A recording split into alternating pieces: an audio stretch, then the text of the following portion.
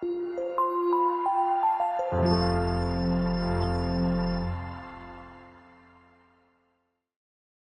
բուն հատվածին անդրադառնալը, ուզում եմ անդրադառնամ մի անձնավորության պատմությանը։ Ռաուլ Վալենբերգի մասին, որը որ շվեդ դիվանագետ էր։ 1944 թվականին նրան ուղարկեցին Բուդապեշտի մի քաղաք, որտեղ նացիստները օրական հազարավոր հրեաներին էին ուղարկում համակենտրոնացման ճամբարներ կամ մահվան ճամբարներ։ Նրա պաշտոնական պարտականությունն էր դիվանագիտական դիտարկումներ կատարելը, բայց իրականում նա որոշում ունեցավ կանգնելու որոշ առումով այդ մահվան ճանապարհին։ Նա ստեղծում էր կեղծ դիվանագիտական փաստաթղթեր և դրանք հանձնում էր հրեաներին, որպեսզի ազատեր այն բոլոր նրանց, ովքեր որ ուղարկվում էին դեպի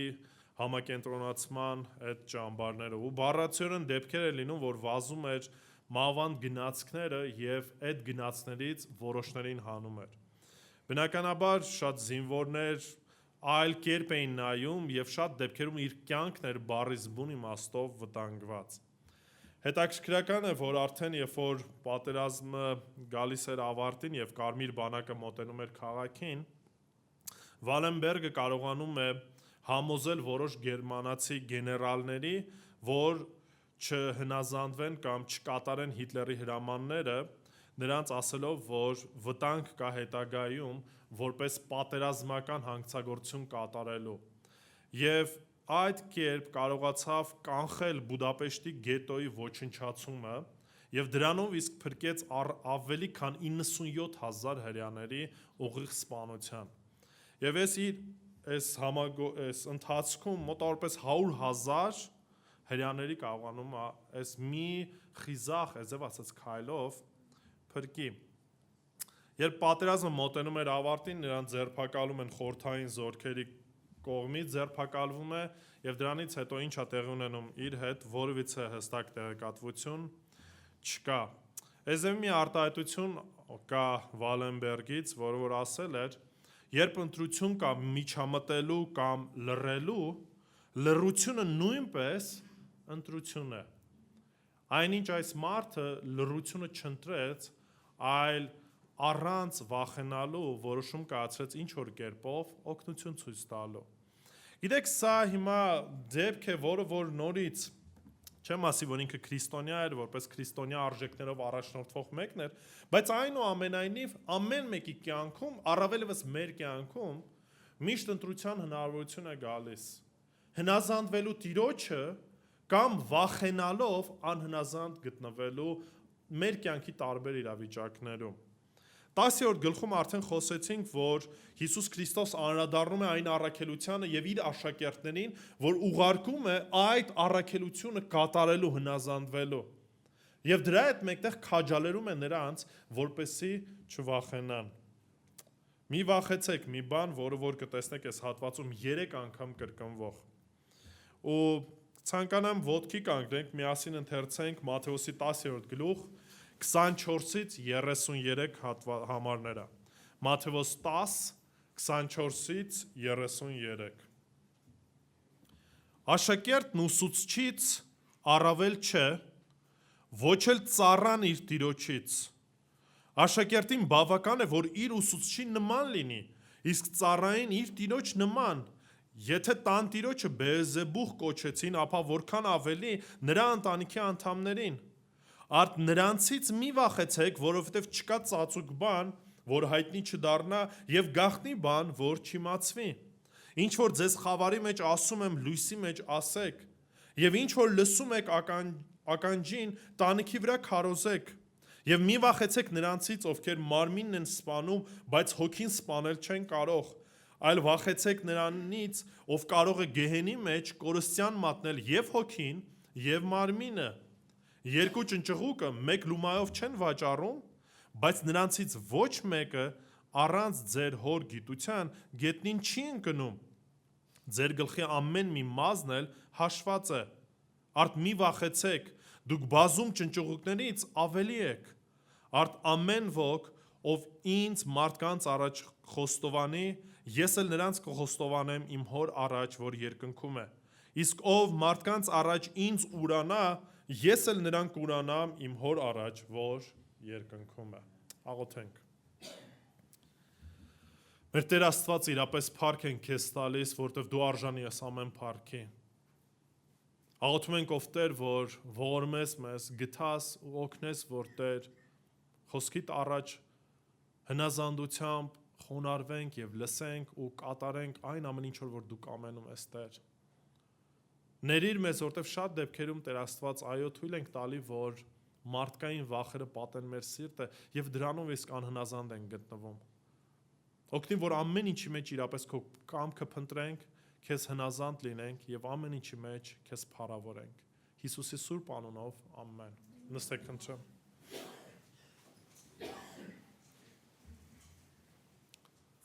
Որպես Քրիստոսի աշակերտներ, մենք կանչված ենք ծառայելու թշնամական աշխարհում։ Եվ պետք է վախենանք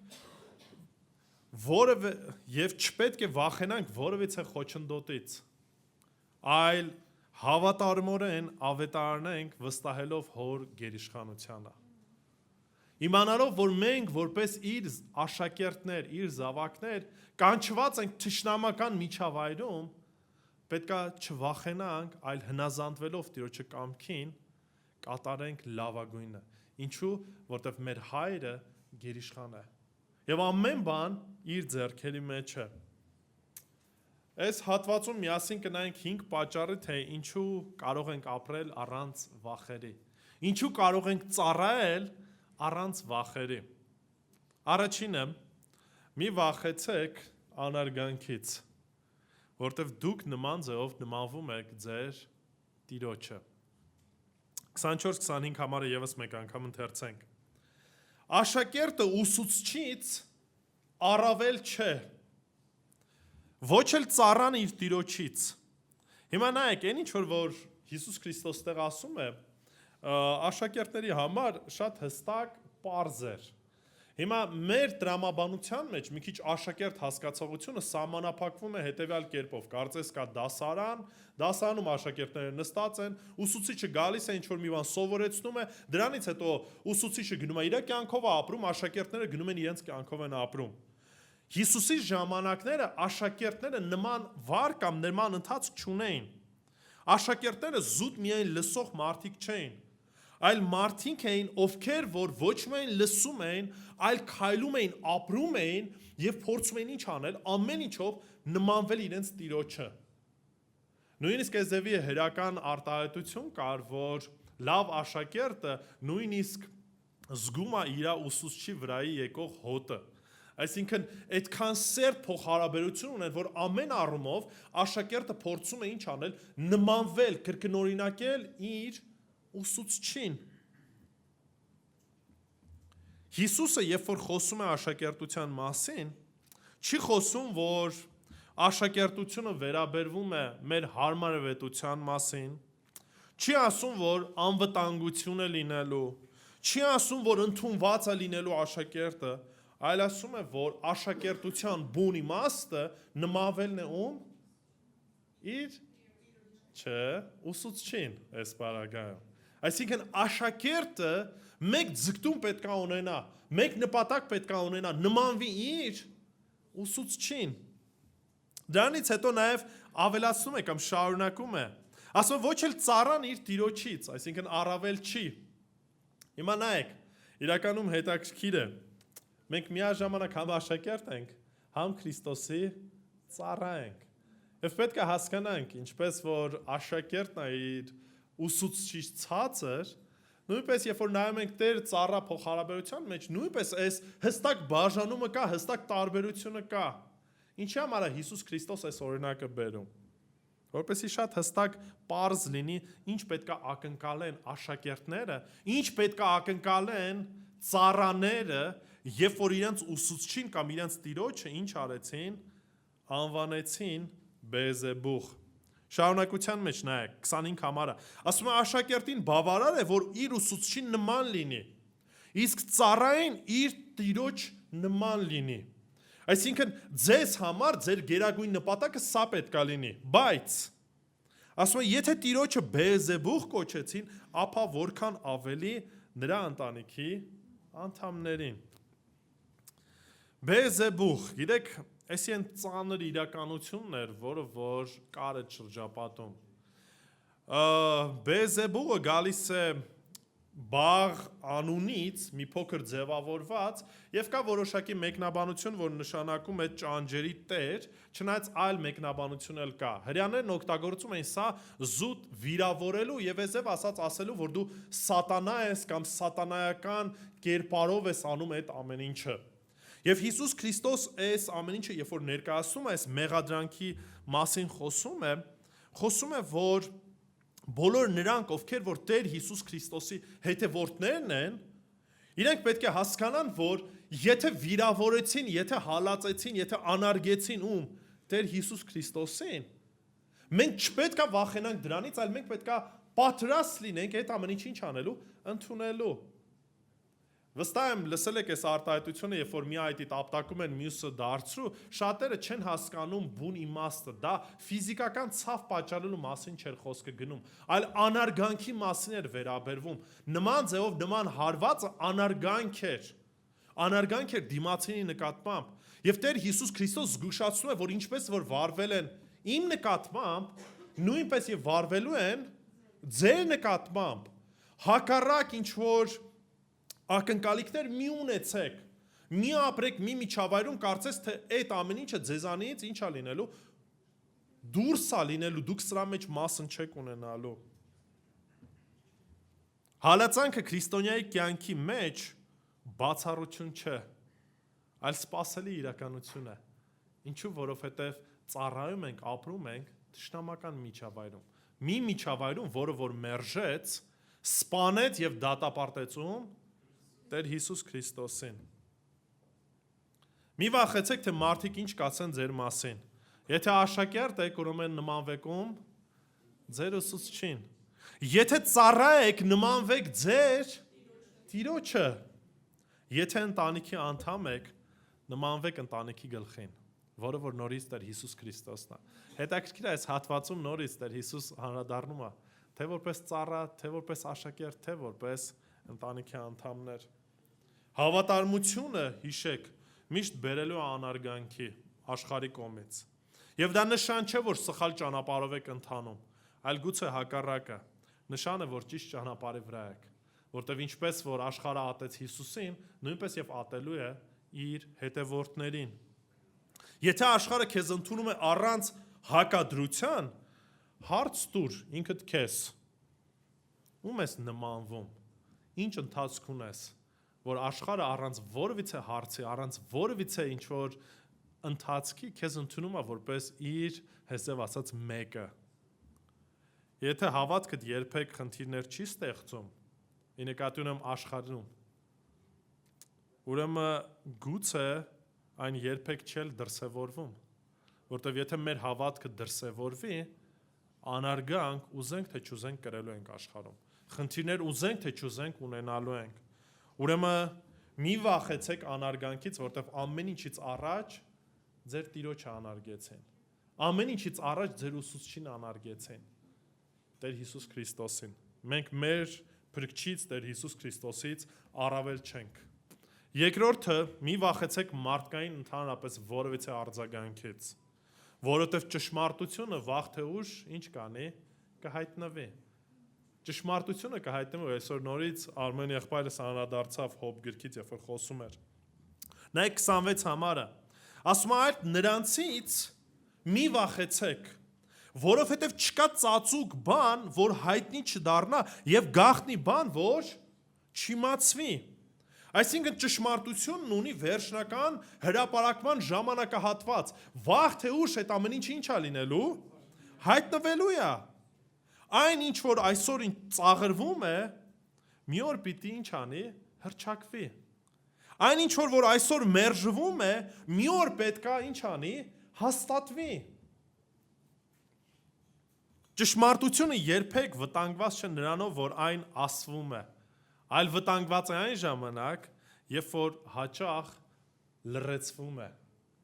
Մենք չպիտի վախենանք ճշմարտությունը փոխանցելուց կամ ճշմարտությունը ասելուց։ Պետք է վախենանք այդ ճշմարտությունը ինչ անելուց, լռելուց, ճշմարտությունը չասելուց։ Հիմա նայեք, այն ինչ որ ասում եմ ճշմարտության մասին, սա ձեր ճշմարտությունը չի, որովհետև այն շատ դեպքերում մենք մեր ճշմարտությունն ունենք եւ որպես դոգմա այն ներկայացնում ենք։ Նորից Արմեն եղբայրս խոսում էր սրա մասին։ Սա այս ճշմարտության մասին չի, որ այն ինչ որ ես եմ կարծում, որ ճիշտ է։ Այն ճշմարտության մասին է խոսքը գնում, որը որ բխում է Աստվածաշնչից։ Աստվածաշնչից դուրս, Աստվածաշնչի սկզբունքներից դուրս բոլոր մեր հասկացողությունը ինչ են, սուբյեկտիվ են։ Եվ ես չեմ կարող միանշանակ ասեմ սա է միակ ճշմարտությունը եւ այլն, որովհետեւ գոյություն է ընդհանրապես մեկ ճշմարտություն։ Եվ երբ որ մենք թույլ ենք տալիս մեր ճշմարտությունը գերակշռի այն ճշմարտության վրա, որը որ Աստծո խոսքն է, այդտեղից խնդիրներ են գալիս։ Այդտեղից բաժանումներ են գալիս, այդտեղից խնդիրներ են ունենում մեկս մյուսի հետ, ինչու, որովհետեւ մեր ճշմարտությունն ենք առաջ բերում։ Բայց Աստծո խոսքն ասում է, որ այն ճշմարտությունը, ինչ որ Տիրոջից եք լսել, ավետարանի ճշմարտությունը, ինչ արեք։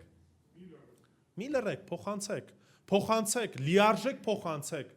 առանց վախենալու, ինչի, որտեվ այդ ամեն ինչը վաղ թե ուշ ինչ է լինելու, բացահայտվելու է։ Կբացահայտվի, թե օրինակի համար իրականում ով էր Բեղզեբուղը եւ ով ոչ։ Ով էր Տիրոջը ծառայում եւ ով ոչ։ Ով էր աղանդավորը եւ ով էր Տիրոջը զավակը։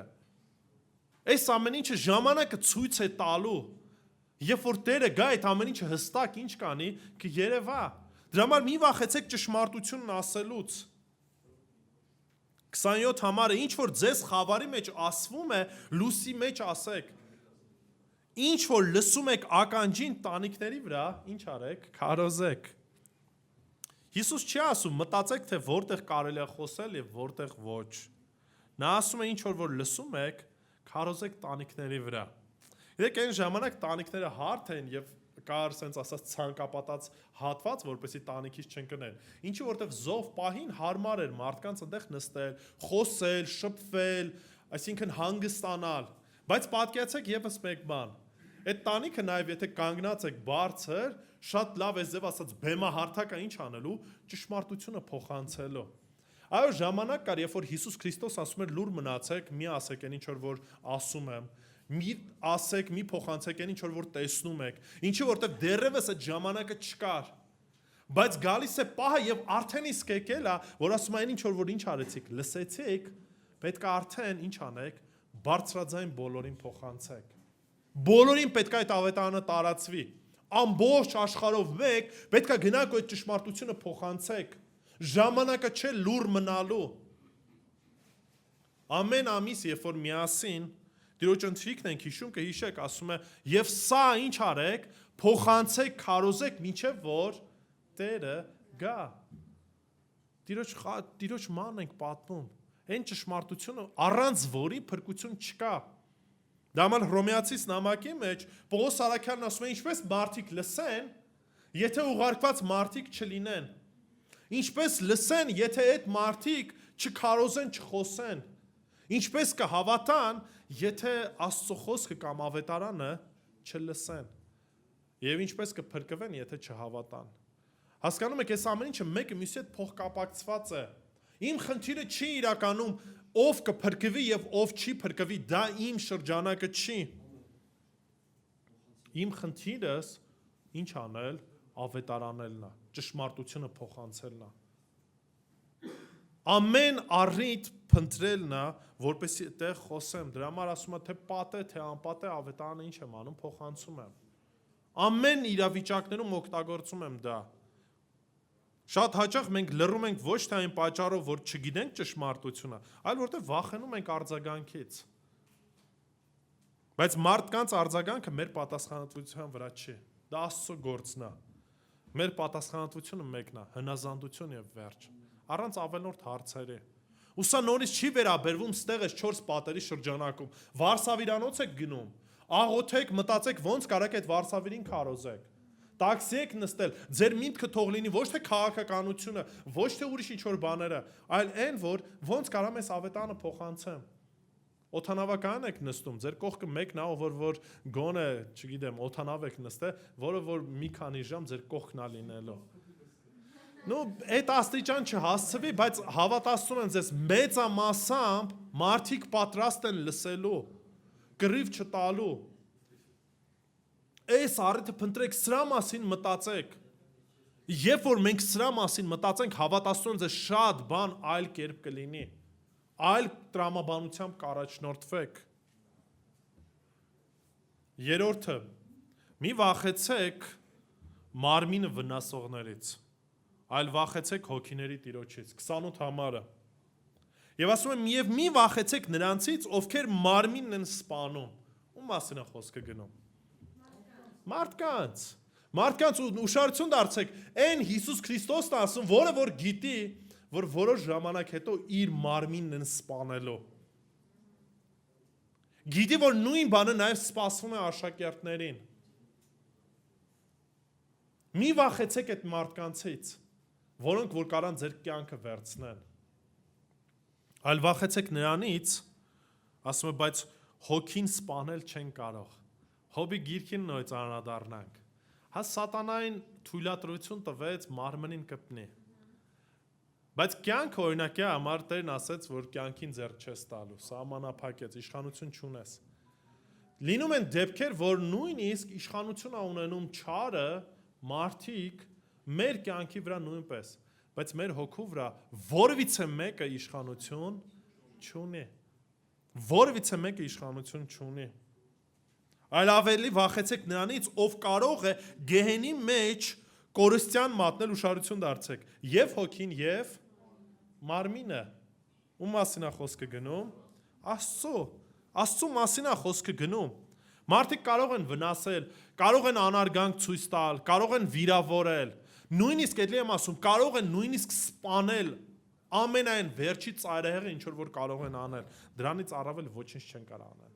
Հոգուն իրավունք չունեն դիպչելու, ու չեն էլ կարող։ Իսկ Աստված ունի իշխանություն թե մարմնի, թե հոգու վրա։ Սա չի նշանակում ապրել սարսափի մեջ։ Հակառակը, սա նշանակում է ունենալ ճիշտ երկյուղ, ճիշտ վախ, ճիշտ անձի կողմից ուղված։ Աստծո երկյուղը սարսափ չի, որ հեռացնում է մեզ Աստծուց, այլ ակնածանք է, որ մղում է դեպի հենց հնազանդությանը, դեպի իրեն։ Տիրոջ երկյուղը մեզ սարսափի չի տանում, այլ հակառակը մղում է դեպի հնազանդության, մղում է դեպի Տիրոջը կամքը կատարելուն։ Առակած գրքի մեջ շատ կտեսնենք այս արտահայտությունը։ Տիրոջ երկյուղը ինչ է, իմաստության սկիզբն է։ Հիմա Առակած 14 գլխից 26-27 համարներն եմ ուզում կարդանք։ Առակած 14, 26-27։ Տիրոջ երկյուղի մեջ ամուր ապահովություն կա, ուշադրություն դարձեք ինչ խոսքեր է ասում։ Եվ նրա որդիների համար ապավեն պիտի լինի, ինչը Տիրոջ երկյուղը։ Տիրոջ երկյուղը կյանքի աղբյուր է մահվան որոգայթից խուս տալու համար։ Ու Առակած գրքի մեջ շատ է խոսում Տիրոջ երկյուղի մասին, ինչի որտեվ նորից ումից որ մենք վախենում ենք, նրանն էլ իշխանությունն ենք տալիս մեր կամքի վրա։ Ումից որ մենք վախենում ենք, մեր կամքը որոշ առումով ինչ ենք ալիս, հնազանդեցնում ենք այդ մեկին։ Եթե մարդկանցից ենք վախենում, հնազանդվելու ենք այդ մարդկանց կամքին։ Եթե Տիրոջից այդ երկյուղն ունենք, վախն ունենք, հնազանդվելու ենք Տիրոջ իշխանությանը։ Եթե վախենում ենք մարդկանցից, նրանք են դառնում մեր Տերը, նրանք են թելադրում։ Ինչ անենք, ինչպես վարվենք, ինչ ասենք, ինչ չասենք, ինչպես հագնվենք եւ այլն եւ այլն եւ այլն։ Բայց եթե վախենում ենք Աստծուց, ազատված ենք մարդկանցից եկած վախից։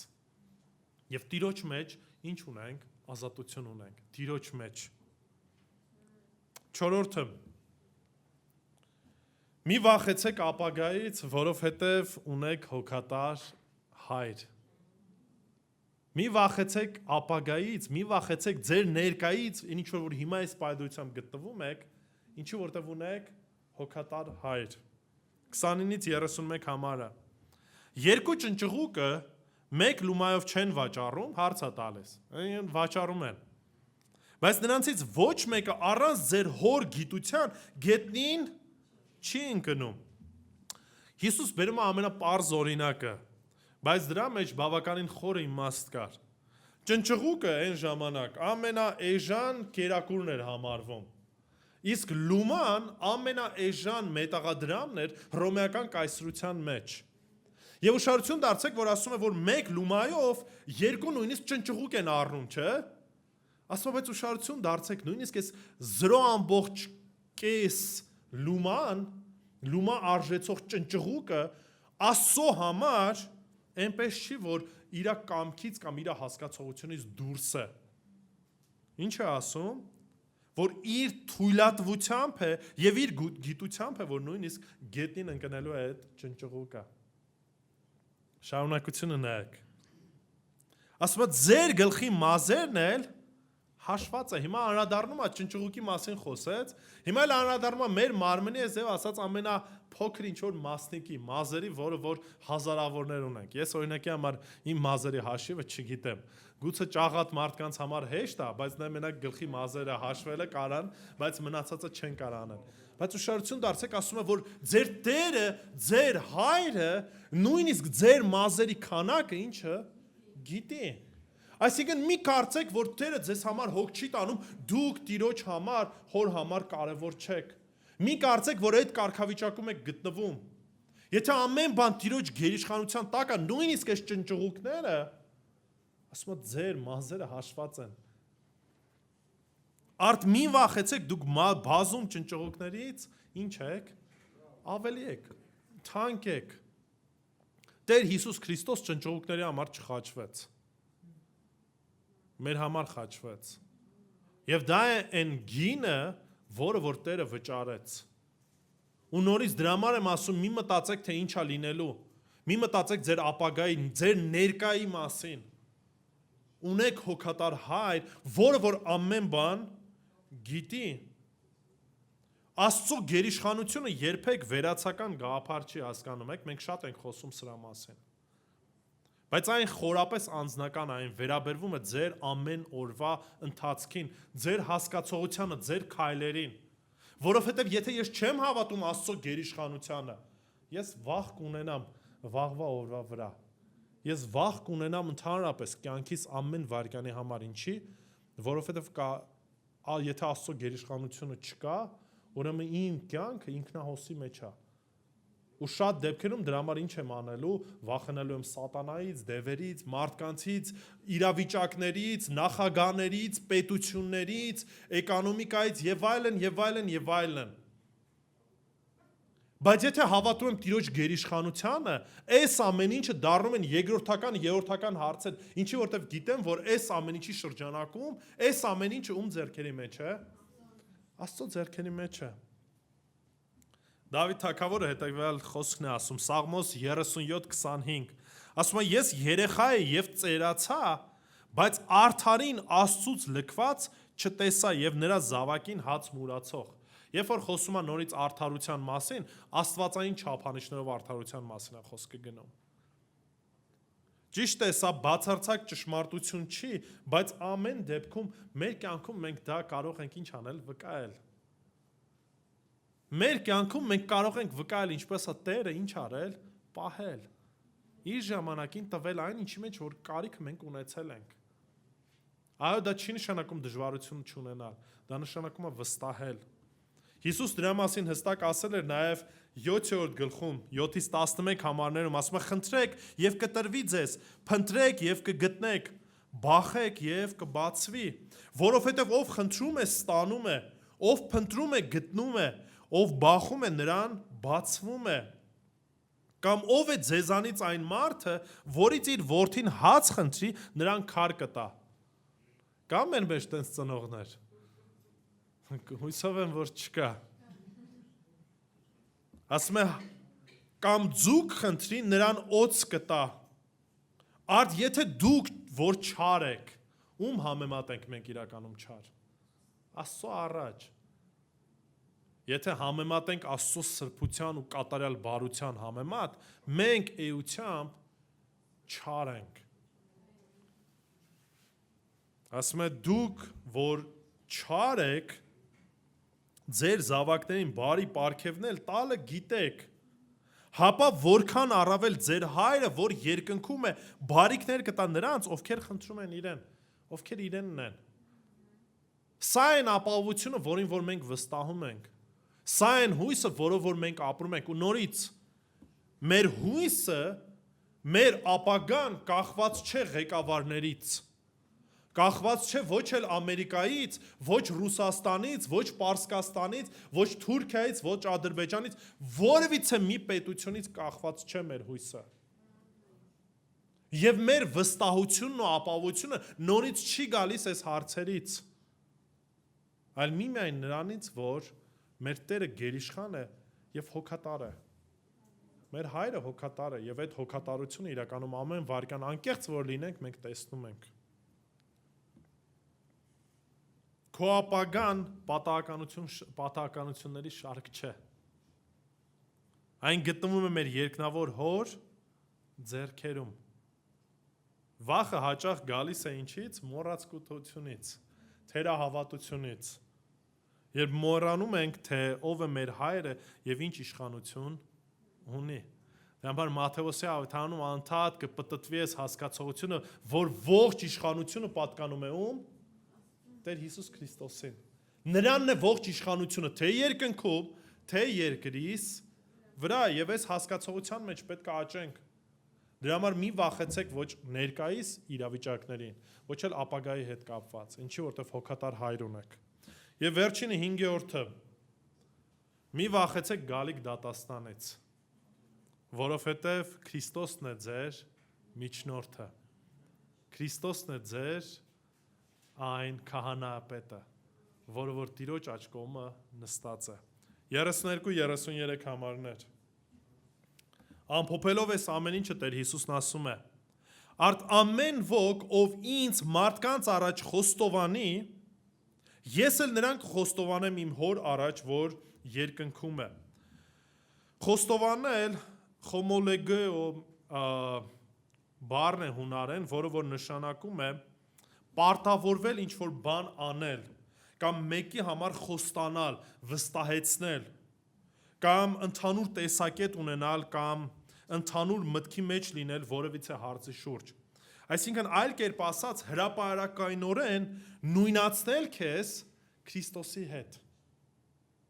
Հրապարակայնորեն վկայել դավանել Տեր Հիսուս Քրիստոսին։ Ասել, որ դու պատկանում ես նրան։ Հիմա նայեք, սա զուտ մենակ խոսքեր չեն, հասկանում եք։ Այսինքն այն չի, որ եթե մենակ խոսեցիք, այդքանով բավարարված ենք։ Սա կյանքի ողջ ընթացքն է։ Եվ եթե Քրիստոսինն ենք, եթե աշակերտ ենք, եթե ծառա ենք, եթե ընտանիքի անդամ ենք, ում ենք ուզում նմանվենք, Քրիստոսին։ Ուզում ենք հնազանդվենք նրան, իսկ Տերը ասեց, ինչ արեք, դավանեք, խոսեք։ Դա համար իր աշակերտը լուր չի մնում։ Իր ծառան լուր չի մնում, իր ծառան հնազանդվում է Տիրոջը։ Եվ այդ հնազանդությամբ նաև ցույց ենք տալիս, որ մենք ունենք ում միջնորդ Տեր Հիսուս Քրիստոսին։ Այն հավատքը, որը որ երբեք չի դավանում Քրիստոսին որպես Տեր, մարդկանց առաջ, իրականում չի գնահատում նրան, չի գնահատում Տիրոջը։ Եվ այդ հավատքը շատ դեպքերում ինչ է, մեռած է, անպտուղ է։ Տաղանների առակը հիշում եք, որ Հիսուս պատմում է 25-րդ գլխում, ամբողջ հատվածը չեմ կարդա, երկու արձագանքը մենակ կկարդամ, 23 համարը հնազանդ ծառային Տերը հետևյալ խոսքն է ասում. Նրա Տերը ասաց նրան. լավ բարի ու հավատարիմ ծառա, քանի որ դու քչի մեջ հավատարիմ եղար, ես քեզ շատի վրա կկարգեմ, մտիր քո Տիրոջ ուրախության մեջ։ Սա այն է ինչին, որ մենք պետք է ակնկալենք եւ սպասենք։ Այն արձագանքը, որից որ մենք մեր Տիրոջից ինչ ենք անում, ակնկալում ենք։ Իսկ այն մեկը, որ անպիտան է, այն մեկը, որ Տիրոջը չի դավանել, հետևյալ խոսքն է ասում, 30 համարը։ Իսկ այդ անպիտան ծառային գցեք խավարի մեջ, այնտեղ կլինի լացը եւ ատամների կրճտոցը։ Դրա համար շարունակության մեջ ասում է, իսկ ով որ մարդկանց առաջ ինձ ուրանա, ես էլ նրան կուրանամ իմ հոր առաջ, որ երկնքում է։ Ինչի մասին է խոսքը գնում։ Տիրոջ զավակը Տիրոջը հնազանդ է։ Այն ով որ հավատում է, փրկությունն ունի։ Հռոմեացիս 10:8-13 համար։ Իսկ գիրքն ինչ է ասում, խոսքը մոտ է քեզ, քո բերանում է, քո սրտում է, այսինքն հավատի խոսքը, որ մենք քարոզում ենք։ Որովհետև եթե Հիսուսին քո բերանով Տեր դավանես, ուշադրություն դարձնում եք, նորից դավանանքի մասն է խոսքը գնում։ Եվ սրտումդ հավատաս, որ Աստված նրան մեռելներից հարություն տվեց, կփրկվես։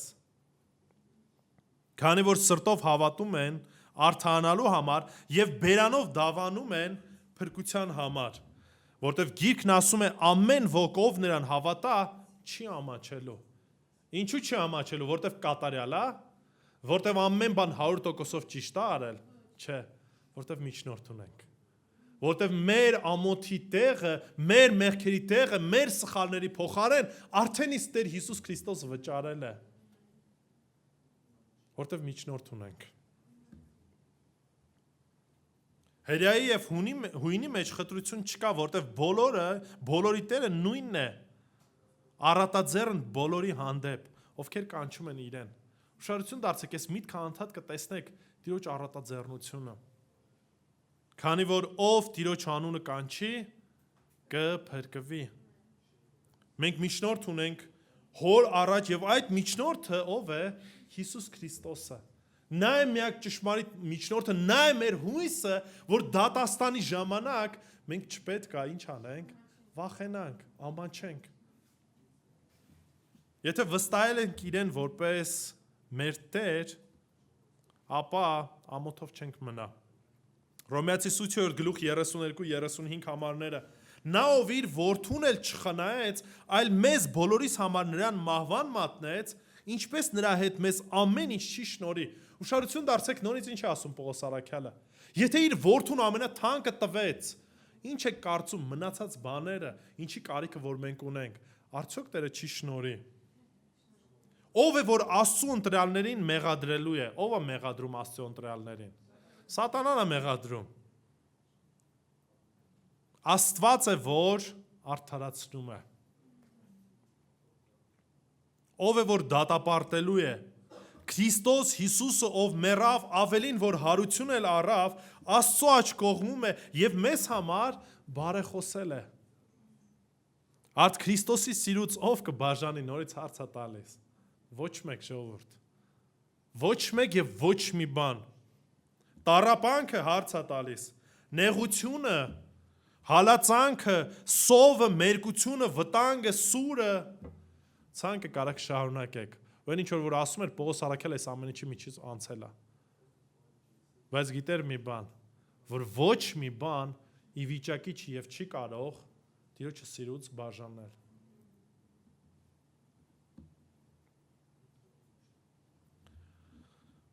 Որտեղ ենք մենք լռում, երբ պետք է գուցե խոսանք։ Ում առաջ ենք ամաչում։ Արդյոք մեր կյանքով իրապես դավանում ենք Քրիստոսին որպես մեր Տեր ու Փրկիչ։ Քրիստոս չի ասում մի վախեցեք, որովհետև վտանգ չկա։ Հակառակը, ասում է, որ վտանգ կա։ Բայց դրա հետ մեկտեղ ասում է մի վախեցեք, որովհետև ես եմ Տերը, ես եմ իշխանը, ես եմ թագավորը, ես եմ, որ ապահովելու եմ այս ամեն ինչը։ Աշակերտի ճանապարհը վտանգավոր է, բայց ապահով է Քրիստոսի ձեռքերում։ Ուրեմն մի վախեցեք անարգանքից։ Մի վախեցեք, թե ինչ են ասելու, ինչ են արտահայտելու, ինչ են խոսելու։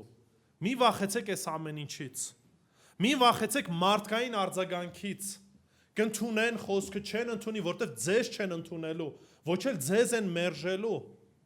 Տիրոջինն են կամ ընդունում, կամ Տիրոջն են մերժում, ուրեմն ինչ արեք, ավետարանեք, խոսեք, լուր մի մնացեք։ Մի վախեցեք ֆիզիկական մահից, սա չի նշանակում, որ գնանք ինքնասպան լինենք եւ այլն եւ այլն։ Տիրոջ ձեռքերի մեջ է մեր կյանքը։ Ինչքան կյանք տվեց, ինչքան վարքյան տվեց, ինչքան շունչ տվեց,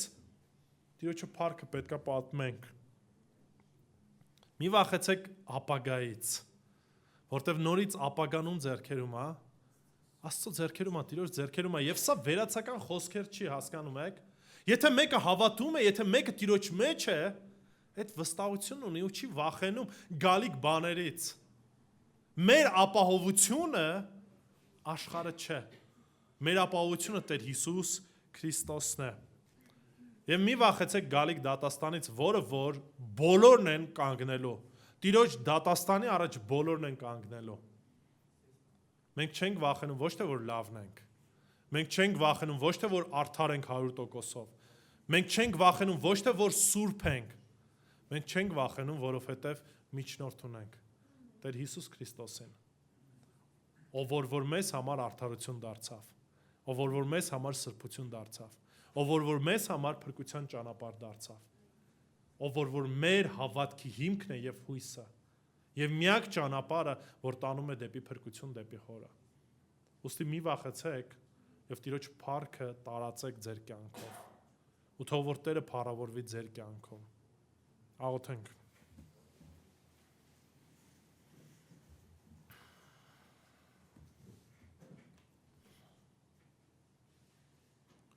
Մեր Տեր Աստված իրապես փառք են քեզ տալի, որտեվ քո խոսքերը հրաշալի են։ Քո խոսքերը կյանք են տալիս եւ քո խոսքերը ուղղորդում են մեզ դեպի Աստված ճանաչողություն։ Ինչքան որ ճանաչում ենք քեզ, այդքան էլ ավելի վստահություն ունենք Տեր Աստված ապրելու ու գործելու քո անվան ու փառքի համար։ Տեր Հիսուս, դու չթաքցրեցիր այն գինը, որը որ պետք է վճարենք քեզ հետևելու։ Բայց դրա հետ մեկտեղ քաջալերեցիր ու ասացիր, որ մեզ հետ ես լինելու մինչև որ աշխարհի վերջը։ Աղոթում եմ ով Տեր Աստված, որ իրապես մեզ խիզախություն տաս, որ չվախենանք աշխարհից, չվախենանք այն ամենից, ինչ որ աշխարհն է գուցե առաջարկում։ Այլ մեր երկյուղը իրապես միմիայն քո նկատմամբ լինի։ Որ միայն քեզ հնազանդվենք եւ միայն քո ճշմարտություններով առաջնորդվենք։ Ուզում ենք ապրել ու գործել միմիայն քո անվան ու փառքի համար։ Տեր ուստի ներիր մեզ, որտեվ շատ դեպքերում չենք վարվում այնպես, ինչպես որ հարկն է։ Շատ դեպքերում, երբ որ պետքա խոսենք, լուռ ենք մնում։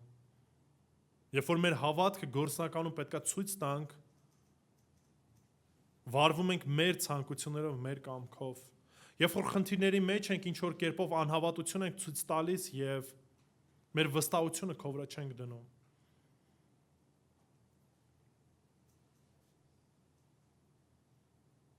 Երբ որ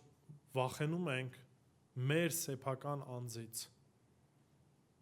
անձը կորցնելուց կամ այլ ինչ որ խնդիրներից, Տեր օգնի, որ սրա մեջ աճենք։ Օգնի, որ մեր հայացքը միշտ լինի դեպի քեզ ուղղված։ Ու քեզ փառավորենք մեր ողջ կյանքով։ Որտեվ դու ես մեր ուսուցիչը, եւ մենք քո զավակներն ենք։ Դու ես մեր Տերը եւ մենք քո ուղղակի ծառաներն ենք։ Ուզում ենք հնազանդ լինենք քեզ մեր ողջ կյանքի ընթացքում։ Ուստի մեզ ների, ողորմիր, գթա, օգնի, որ առանց վախենալու գնանք ու ավետարանը տարածող լինենք, ճշմարտությունը փոխանցող լինենք, ու ապրենք միմիայն քո անվան ու փառքի համար, որպեսզի ամեն ինչի մեջ դու փառավորվես։ Հիսուս Քրիստոսի սուրբ անունով, ամեն։